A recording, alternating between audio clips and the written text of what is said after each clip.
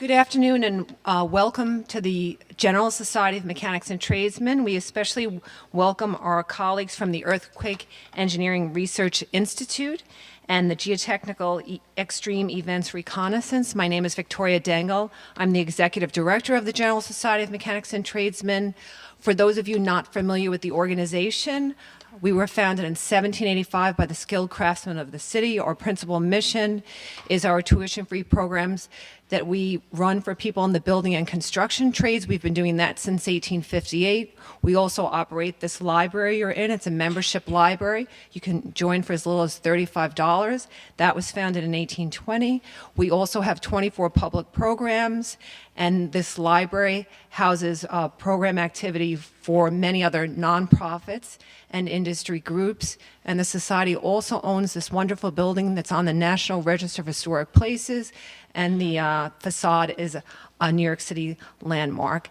And I would like to now call Guillermo Diaz-Fanas to the microphone. Thank you.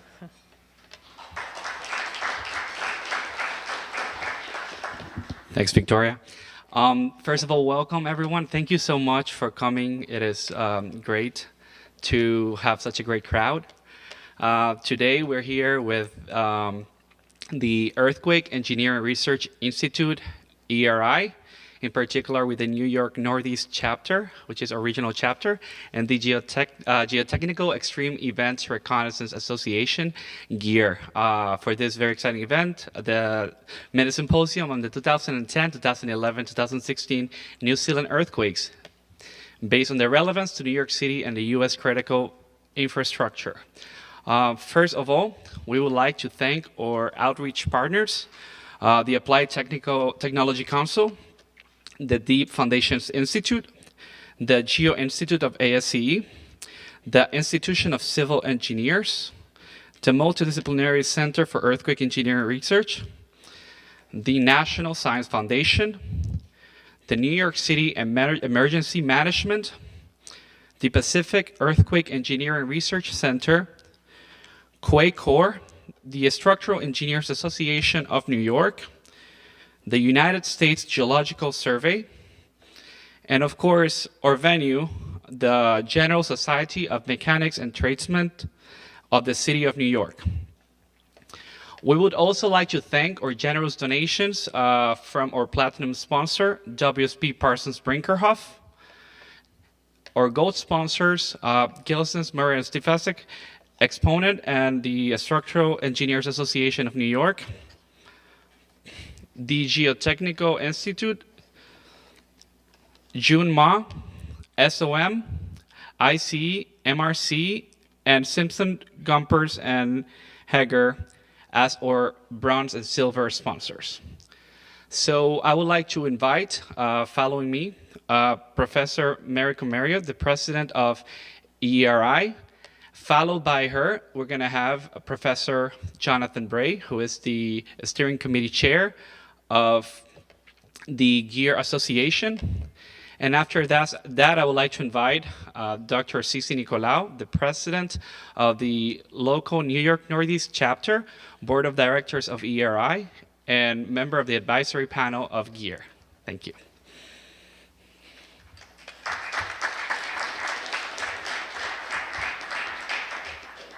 Good afternoon, everyone. I have to lower this, I'm not so tall. As president of EERI, I want to thank you, all of the sponsors, the New York chapter, the Mechanics Association. This is a wonderful venue and a great opportunity for us to be part of this. I want to just take a couple of minutes to tell you a little bit about EERI, but I have to put my glasses on to do that. EERI is a membership organization. We have about 3,000 members. About 20% of those are international. Many of the rest are within the United States. It is an organization that is not just serving its membership, though, like many of our professional societies. It also has a vision for a world in which earthquake losses are understood and steps have been taken to address the risks. We see ourselves as a leader in earthquake engineering investigations and dissemination of information. One of the really important things about EERI is that it's a multidisciplinary organization. Of course, engineers are the dominant group, but we have architects and planners, we have social scientists, we have political scientists, we have public policy people, we have emergency management. So we are very proud of our interdisciplinary focus. And we both have a commitment to the different kinds of communities, we promote research, and importantly, we want to speak with a common voice to talk about risk management. We have many different kinds of publications. I won't go into them all, but you can look on our website. There's a lot of benefits to membership, access to all of these publications, access to earthquake spectra. And so it's eeri.org, very easy to find. So take a look at that. And one of our keystone programs is the Learning from Earthquakes program. It's really been part of the founding of EERI since the beginning, when members really recognized the importance of rapid reconnaissance after earthquakes. And in 1973, the Learning from Earthquakes program was initiated. We had funding from the National Science Foundation for that for more than 40 years. We no longer have that funding, but you know, it's the new world and we're adapting and we're still doing it. I think the great thing it has in this modern era is that we have partnerships with GEER and with other groups. We are working with Quake Corps in New Zealand.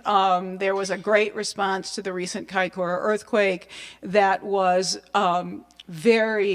was put on by a number of organizations, both within New Zealand and GEER and others. And EERI hosted the clearinghouse and was able to be part of that process in supporting that mission, even though we didn't send an enormous team down there for the earthquake. And I think that model is opening up many new avenues of sharing, and it's building all kinds of cooperation with sister organizations. So we're very proud of that, and it still is one of the cornerstones of our organization. We also have lots of benefits for younger members. We just did a Learning from Earthquake study tour in Chile after the World Conference, which was a huge success. We took 15 young professionals and some PhD students and sort of revisited sites of earthquake damage. With our Chilean counterparts, we looked at the recovery, we looked at rebuilding, looked at the resilience issues. So that's just one example of the many kinds of programs that we have for our young professionals and our student chapters. This is a snapshot of the board of directors.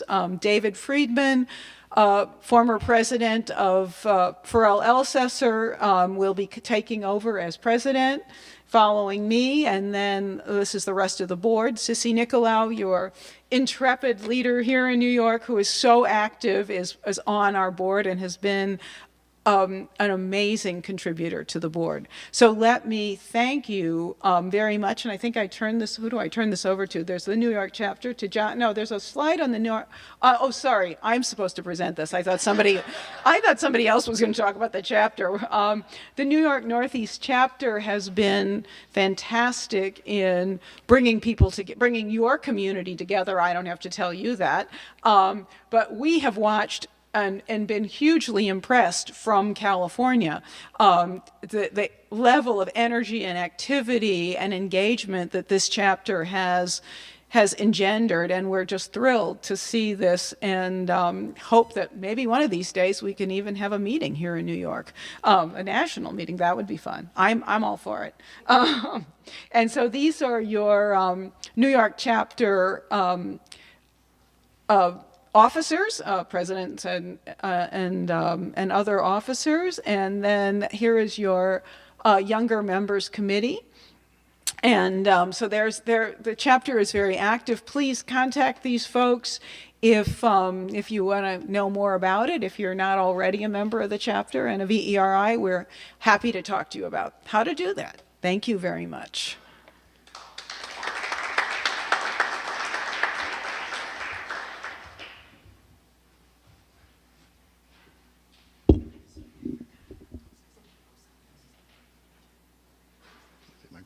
direction.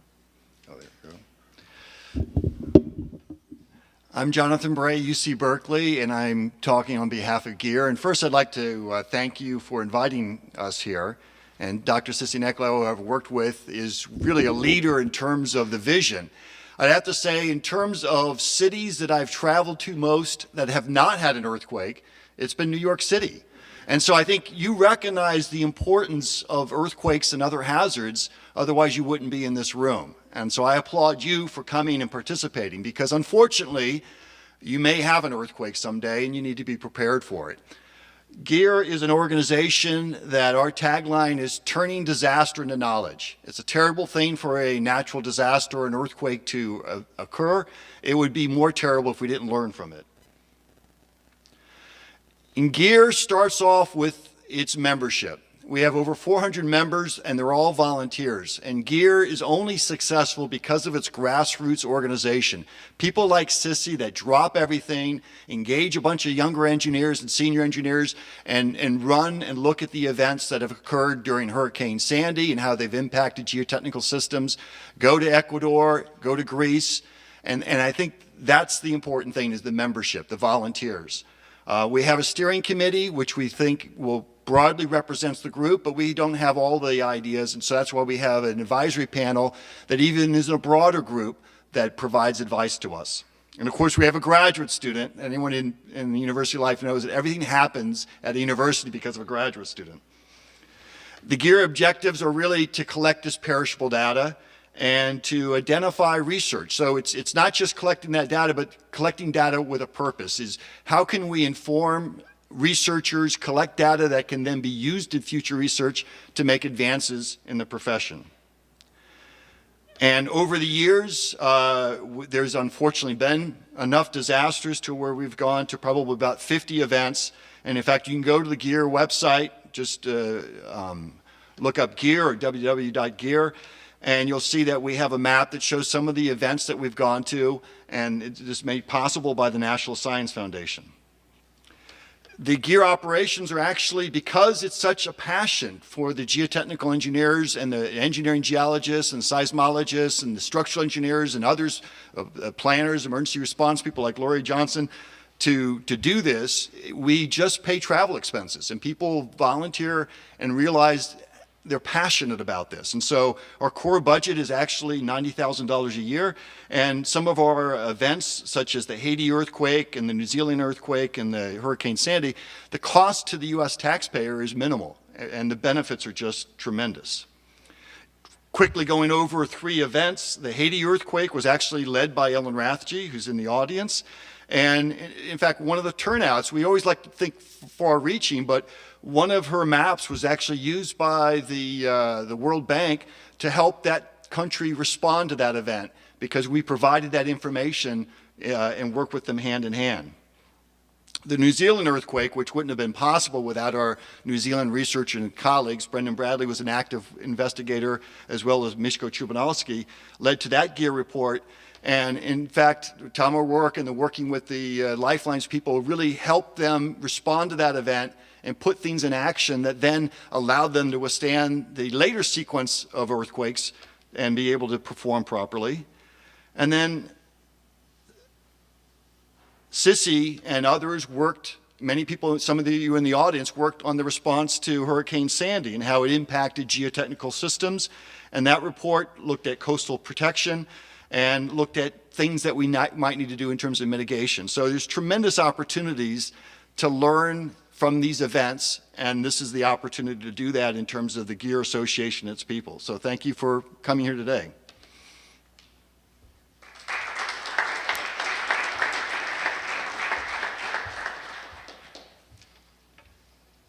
Thank you, John. No.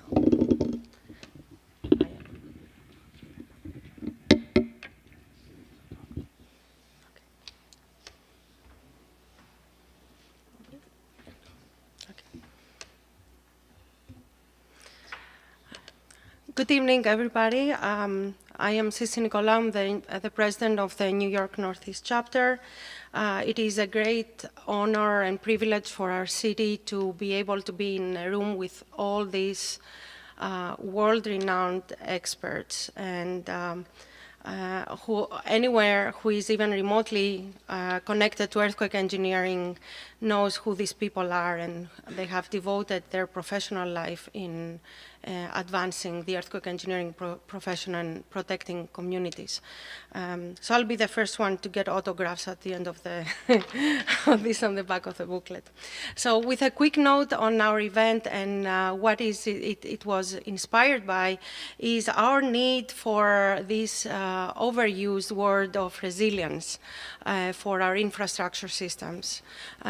2016 has been the worst year in economic losses from natural disasters. The Swiss reinsurance has estimated the 2016 economic losses to have reached $160 billion. That is about 50 of those billion dollars go to the people because they're not predicted.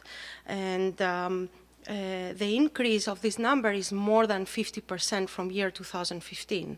So things are not getting any better in terms of what nature imposes on us, and we have no control over that, but we have control of how we design our structures and our communities to react better to things that we cannot predict, and often they come without any warning. In engineering, there is an urgent need for us to provide quick and accurate solutions to improve the performance of infrastructure that is often very aged, as it is here in New York, and also to assess and minimize the risk imposed by additional hazards. The rapid expansion of urban centers and our population has increased the demand on infrastructure tremendously. So there is a balancing act, and we are trying to come up with solutions. Unfortunately, solutions cannot be isolated. We have to look at the big picture of resilience, the big picture of how a city like New York works, and that requires cross-disciplinary collaboration between planners, architects, engineers, but also the public and the people, because these are the ones that are affected. The two organizations that collaborated in this event are heavily involved in Christchurch, and Christchurch is very unique to all earthquake engineers because it has suffered so much from repetitive earthquakes, and that was the inspiration, is to bring the experts that you will hear that have worked very hard on these events to understand them and to study them, and bring the lessons they have learned in New York and see what worked, what didn't work, and how we can learn from that and work towards a more resilient New York City. While we were organizing this, which took a very long time, we were fortunate to have an earthquake in New Zealand, which is not a good thing, but the good thing about it is that GEER and EERI were there, and it was not in Christchurch, but it was in Kaikoura, further away, but still we have lessons of what worked and didn't work. The way the event is going to be structured, the first part will be the talks by the 4 experts in the New Zealand earthquakes, which will present their own part of what they studied in these events. We're going to have a break, and then we're going to have a panel discussion with experts in implementation of codes and regulations, and we are going to connect New Zealand to New York City with hopefully your participation as well. I know we have many agencies here, so that's a very good thing to have a very good dialogue. So again, I want to thank everybody that has contributed, our volunteers, and everybody who has supported the event. So in order to save time, I'm going to, there they are. They're all in the room. And they have worked very, very hard until last minute to get this event going. So I will say a few words for each of our speakers, and they will start speaking, and each one will pass the microphone to the next, so we don't spend a lot of time. So first of all, Professor Brendan Bradley, it's such a pleasure to have you here. He's our out-of-towner, or out of USA. He's from New Zealand, of course, and he's a professor of earthquake engineering in the Department of Civil and Natural Resources Engineering at the University of Canterbury in New Zealand. And he's also the Deputy Director of QuakeCore at the New Zealand Center for Earthquake Resilience, and he's going to talk a little bit about that. He's in the editorial board of Earthquake Spectra, the Journal of EERI, and the Bulletin of the New Zealand Society of Earthquake Engineering.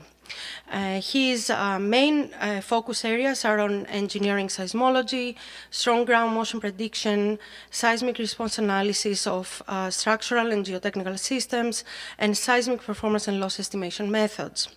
He has received, despite his very young age, many awards with his work with a great variety of collaborators, including the 2014 Shamsher Prakash Foundation Research Award, the 2014 New Zealand Engineering Excellence Awards, Young Engineer of the Year, and the 2015 EERI Shah Innovation Prize, and the 2016 ASC Normal Medal. So it's we are very much looking forward to hearing from Brendan, who will be followed by Professor Ellen Rathje, who is a Warren Bellows Centennial Professor in the University of Texas at Austin, the Department of Civil Engineering, and also a Senior Research Scientist at the Bureau of Economic Geology. Thank you, Mary. She's experienced in the areas of site response analysis, slope stability, and of course field reconnaissance after earthquakes, and remote sensing of geotechnical phenomena. She is a founding member and currently a co-chair of GEER Association, and she was a member of the board of directors of EERI. She is also has received many awards, including the Huber Research Prize from ASCE, the Hogan-Dogler Award for Outstanding Paper from ASTM, the Shamsher Prakash Research Award in 2007, the Shah Innovation Prize from EERI in 2006. Ellen is a principal investigation of Design Safe, a resource-sharing platform for natural hazards engineering that I invite all of you to take a look at. Ellen has been involved in research after the Cranberry earthquake sequence, and she has used advanced technology, satellite imagery to measure the movements associated with liquefaction and lateral spreads. Most recently, she was in Kaikoura with GEER and participated in that mission, and she will show us findings and technologies that were used in this reconnaissance. And the other two speakers are, I don't know if I need to say much about them, you all know them. Professor Bray is a faculty chair in earthquake engineering excellence at the University of California at Berkeley. And I know. Also, things happen when you leave Berkeley, both of you. John is a member of the National Academy of Engineering and a fellow of ASCE. He's currently, as you heard, the chair of GEER. He has more than 340 publications, and of course his expertise includes seismic performance of earth structures, site response, liquefaction and ground failure, and effects on structures due to fault rupture propagation and reconnaissance. Among his honors are the Peck Award, the Joyner Award, the Prakash Award, the Huber Research Prize, Packard Foundation Fellowship, and from NSF, Presidential Young Investigator Award that he got a couple of years ago. John has been living partially in New Zealand, I think, since the earthquake started, and he has been a key advisor to the government following the earthquakes. He is extensively involved in providing input and reviewing local regulations with respect to liquefaction and its effects on buildings and lifelines at Christchurch. He has also helped tremendously in developing the specific criteria for New York City and specific soil conditions with respect to site response in our city, for which we are very grateful. And the last in the series of 4 experts is Professor Thomas O'Rourke, who is the Thomas Bing Professor of Engineering. Thank you.